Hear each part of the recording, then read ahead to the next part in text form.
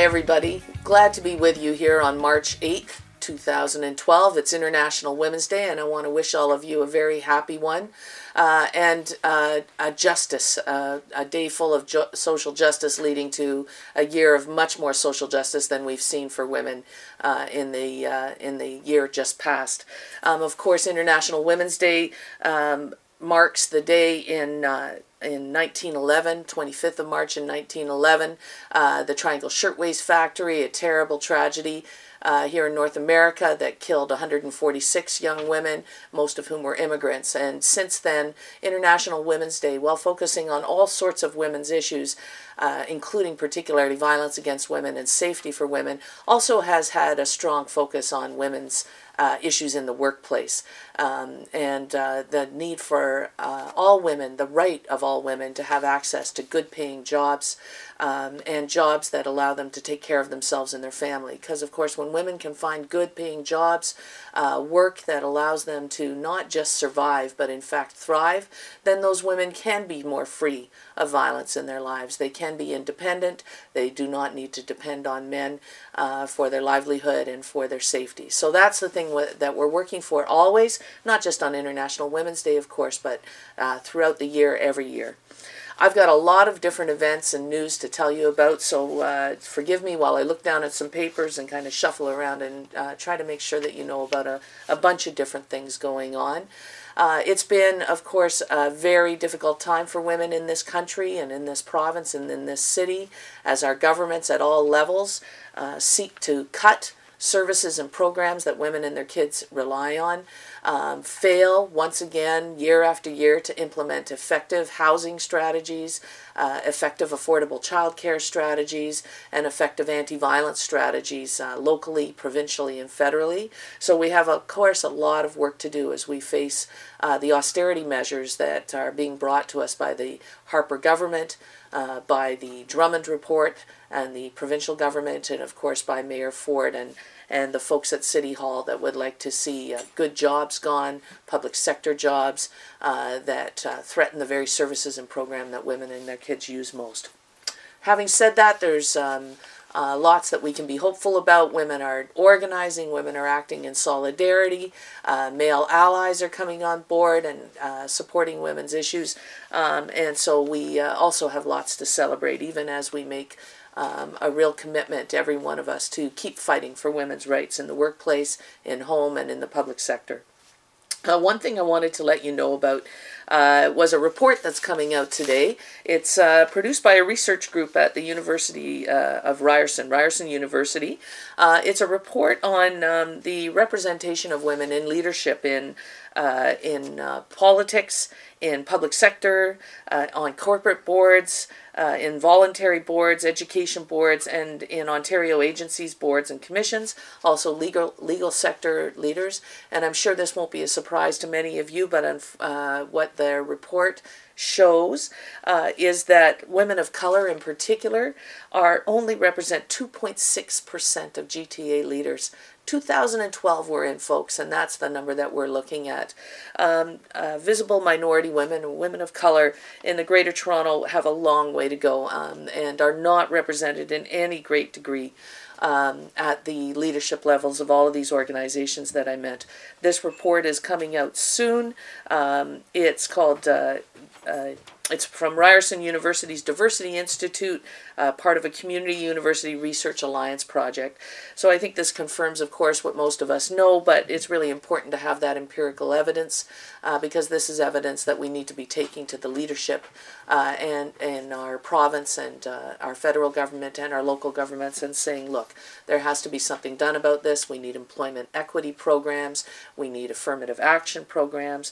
We need to create the services and supports that women need so that we can move into these leadership positions, and we need to tackle the glass ceilings and the concrete walls that keep getting erected that stop women from rising up through corporate ranks, because having women in leadership, having that critical number of women is going to make a difference in what is prioritized, in the policies and the focus of all of these kinds of structures in our society, and is going to bring more of a gender lens. I'm not suggesting that all women have wonderful progressive politics. We know that that's not so, but certainly if women are just operating at token levels, it's going to be very difficult, if not impossible, to move ahead with social, political, and economic policies that benefit women and keep women and their families at the center when we talk about policy creation and structures.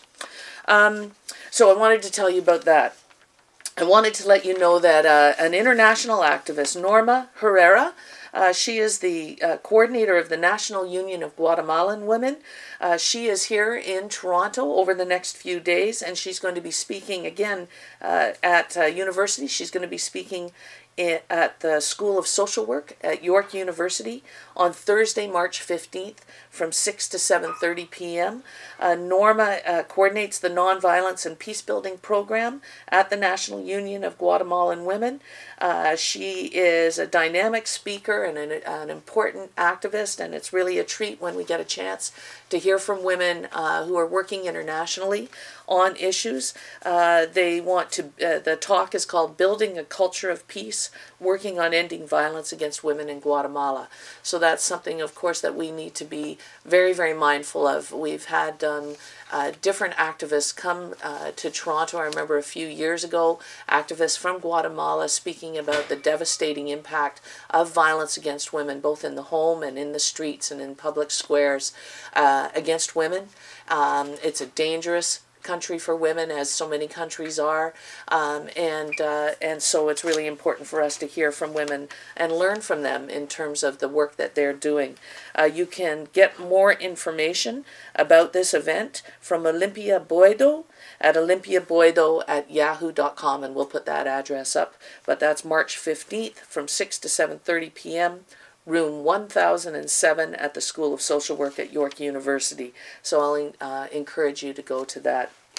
I also wanted to share some news about an event coming up in the future. Of course, there's lots of events going on in Toronto today. March 8th, Ryerson has an event with climbing poetry and other poets and performers.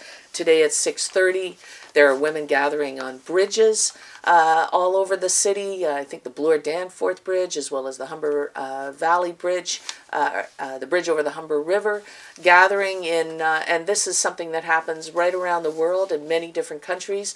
Women gathering on bridges. This commemorates an event many years ago when women from Rwanda and the Democratic Republic of Congo,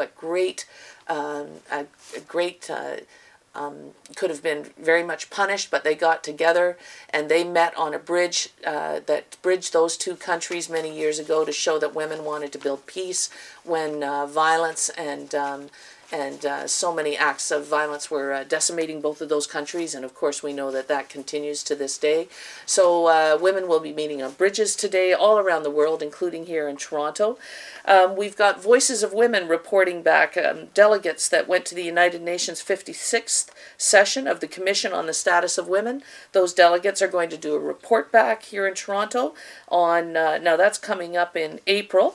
So I'll bring you more information about that coming up, but I wanted to let you know about that, so I'll bring you more info because I haven't got the date here on my sheet of paper, sorry, but that's coming up later in April, so I'll come back to you about that.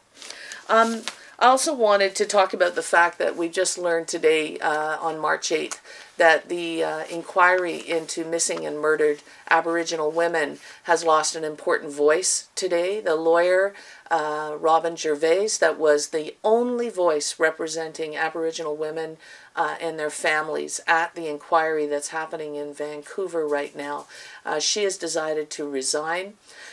She is resigning in protest of the fact that her voice is been totally outnumbered and overwhelmed by the voices of lawyers representing police officers. That's the RCMP and Vancouver Police.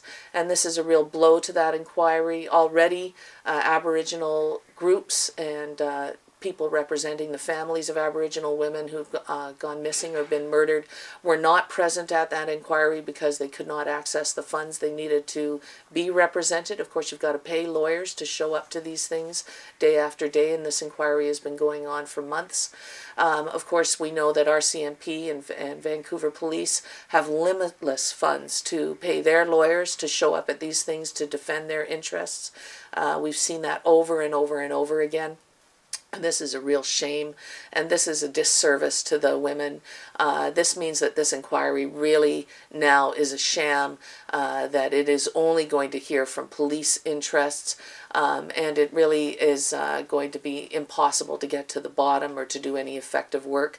We need, obviously, and I know that Aboriginal women's groups and representatives have been calling for a national inquiry. This needs to be federal. This is not a local issue. This is a national issue. And when there is an inquiry and when that work is done, and we need to be pressing for that, the voices of Aboriginal women, their families, their communities need to be at the center. They need to be leading. They need to be represented and fully funded to represent those voices. We need to hear the research. We need to support the research into what is happening to Aboriginal women and girls in this country. And we need a thorough investigation of the police at every level, not just in British Columbia, but at the federal level, across all of the provinces and territories. Over and over again, we see the fact that police forces, they're harassing their own members. They're calling women sluts for the way that we dress. They're not investigating crimes against Aboriginal women. They are not paying attention to the concerns of Aboriginal women. So we need to see that end. And we need a federal inquiry and federal action to make sure that that ends. The last thing I just want to tell you is that today on March 8th, there are 5 things you can still do to try to protect women. And the National Coalition for Gun Control is asking people to call their local MPP to demand, and in Ontario we'll be calling our local MPP in Dalton McGuinty to demand that Ontario refuse to cooperate with the federal government, not destroy the gun control records that we have here in Ontario. We need to be acting to protect women. You can still phone senators and write to them. You can write to your editor of your local newspaper. The gun control issue will not go away if we don't let it go away. So let's make sure to take action on that as well, and we'll put up information about how you can do that. Let's make sure that Ontario, at least, continues to act to protect women from gun violence. Thanks.